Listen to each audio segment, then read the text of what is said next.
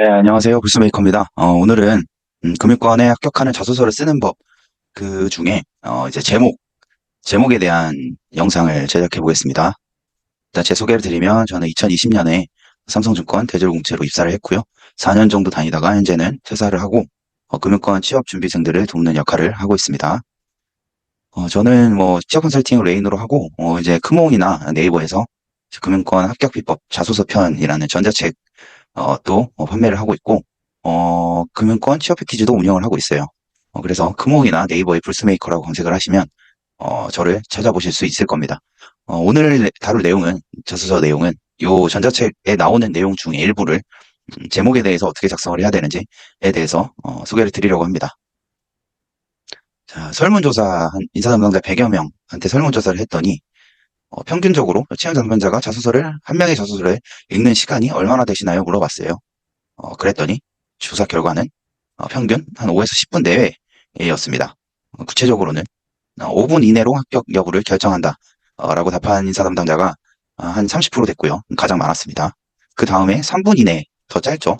3분 이내에 결정한다. 는 응답자 비율이 20%였고, 10분 정도는 본다. 라고 응답한 비율이 그 다음으로 세 번째로 높았습니다. 여기서 볼 수 있듯이, 자소서를 보통 3분에서 5분 이내에 검토를 한다는 것이죠. 상당히 짧은 시간입니다. 자소서 분량이 보통 문항 하나에 500자, 최소 500자 정도 되는데, 이제 만약에 문항이 3개라고 그러면 1500자죠. 1500자를 읽는데 3분에서 5분 정도 쓴다. 보통 지원자들이 자소서를 쓰면, 저 같은 경우에는 이제 한 1500자 쓰면 뭐 한두 시간 이상은 최소 투입을 했을 것 같은데, 인사 담당자들이 그 자소서를 읽는 시간은 3분에서 5분밖에 안 됩니다. 이 말은 이제 최대한 자소서를 쓸 때 짧은 시간에 이제 합격, 불합격 여부가 결정되기 때문에 임팩트 있게 그리고 인사 담당자한테 잘 읽히는 자소서를 써야 된다는 말이겠죠. 저는 매일경제 인턴 기자를 했었던 경험이 있는데 그때 이 3과 33, 이 법칙이라는 걸 배웠어요. 이게 무엇이냐면 기사를 쓸 때는 제목에 3초간 눈이 머무르게 해야 시선을 끌어야 사람들이 그 기사의 맨 위에는 요약 부분이 나오죠. 요약 내용을 30초 동안 읽고 그 다음에 그 요약 내용 30초가 좋다면, 궁금증이 생긴다면, 나머지 전체 본문을 읽는데 3분을 쓴다는 이 법칙입니다. 그래서 33의 법칙이라고 하는데, 이 말은, 이 법칙에서 이제 중요한 건, 제목이 가장 중요하다는 뜻입니다. 일단 제목에서 시선을 끌어야 요약이라도 읽고 본문을 본다는 말이에요. 따라서 자소서를 쓸 때도 제목이 가장 중요하다고 말씀드릴 수 있습니다. 여기서 볼 수 있듯이 자소서에서 가장 중요한 부분은 일단 첫 번째 문항이고요. 기업에서도 첫 번째 문항을 가장 중요하게 묻는 내용이기 때문에 가장 1순위로 배치를 합니다. 따라서 자소서를 쓸 때 항상 첫 번째 문항이 가장 중요하다. 그리고 기업에서도 첫 번째 그 문항을 가장 중요하게 생각을 하고 있다는 것을 염두에 두시면 되고요. 그리고 첫 번째 문항의 첫 번째 제목. 보통 자소서를 쓸 때 제목을 먼저 쓰시죠. 그래서 첫 번째 문항에 첫 번째 나오는 제목이 자소서의 절반 이상의 비중을 차지합니다. 중요도로 따지면요. 그리고 제목 바로 아래 핵심 메시지가 나오죠. 이 세 가지 부분이 자소서의 가장 중요한 부분입니다. 문장으로 따지면 한 두세 문장, 세네 문장 밖에 안 되지만 전체 자소서의 중요도 비중을 따지면 50%는 넘어가고 개인적으로는 거의 80% 이상 중요도를 차지하고 있다. 이렇게 말씀드리고 싶습니다. 이거는 제가 썼던 국민은행 합격 자소서 예시인데요. 이거는 첫 번째 문항이었습니다. 당시에 국민은행 지원하게 된 계기와 국민은행이 당신을 채용해야 되는 이유에 대해 기술하세요. 500자였어요. 여기 보시면 바로 아래 제목이 나오죠. 자소서를 쓸 때 항상 이제 공통적인 구조를 갖추고 있는데 이 구조에 대한 설명은 다음이나 뭐 추후에 영상을 따로 제작을 하도록 하겠습니다. 일단 다시 보시죠. 제목에 리브 덕분에 리브했네. 여기 딱 보시면 KB국민은행을 잘 모르시거나 뭐 주거래은행으로 사용 안 하시는 분들은 이 말이 무슨 뜻인지 모르실 거예요. 근데 이걸 읽는 건 인사 담당자죠. 국민은행에 재직하고 있는 인사 담당자예요. 리브가 뭐냐면 뭐 토스 같은 플랫폼인데 국민은행의 모바일 플랫폼이라고 생각하시면 됩니다. 그러니까 앱 이름이에요. 리브 덕분에 살았네. 이걸 보시면 만약에 인사 담당자라면 이건 뭐지? 얘는 무슨 말을 하는 거지? 라고 약간 엉뚱하게 생각할 수 있지만 반대로 흥미를 유발할 겁니다. 궁금해질 거예요. 그래서 자소서를 더 읽게 됐겠죠.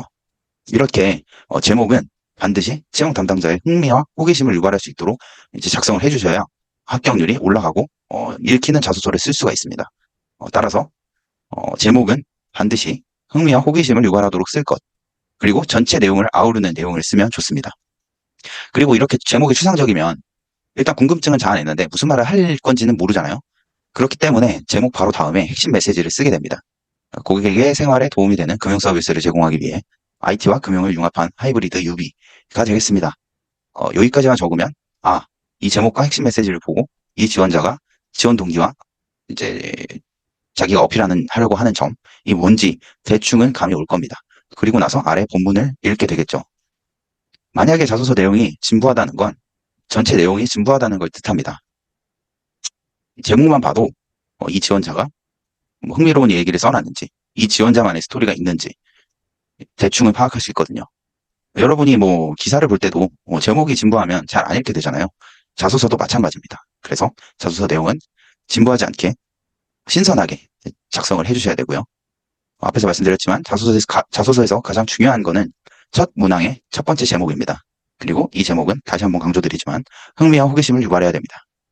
주의할 점은 지나치게 어그로를 끄시면 안 됩니다. 이게 뭐 지나치게 궁금증을 자아내거나 뭐 엉뚱한 얘기를 써놓으면 오히려 역효과를 내서 오히려 제목만 보고도 자소서를 안 읽을 수 있기 때문에 이 부분은 이제 지원서를 쓰시는 여러분들의 센스가 필요한 부분인데 지금 현재 저는 자소서 첨삭 서비스도 진행 중이기 때문에 일단 지금은 상반기 공채가 거의 다 끝났죠. 근데 하반기 공채 쓰실 때 혹시 자소서를 쓰기 어렵다, 어떻게 좋은 제목을 써야 될지 모르겠다 라고 생각하시는 분들이 있다면 크몽이나 네이버에 불스메이커로 검색하시면 될 것 같습니다.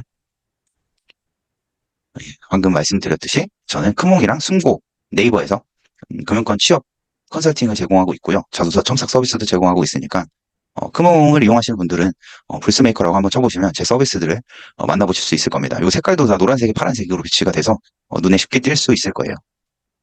네, 지금까지 이제 자소서 제목을 어떻게 써야 되는지에 대해서 간단히 말씀을 드렸는데 앞으로 좋은 영상 많이 올릴 거니까 자소서에 대한 영상도 많이 올릴 거고요. 제목 말고도 지금 저희 전자책에 나오는 내용이 10가지 정도 되는데 이제 9가지가 더 남았으니까 구독과 좋아요 누르시고 주기적으로 영상 올라가면 알람을 받으셨으면 좋겠습니다. 금융권 취업을 희망하시는 모든 분들 성공 취업 희망합니다. 오늘 영상은 여기서 마치도록 하겠습니다. 감사합니다.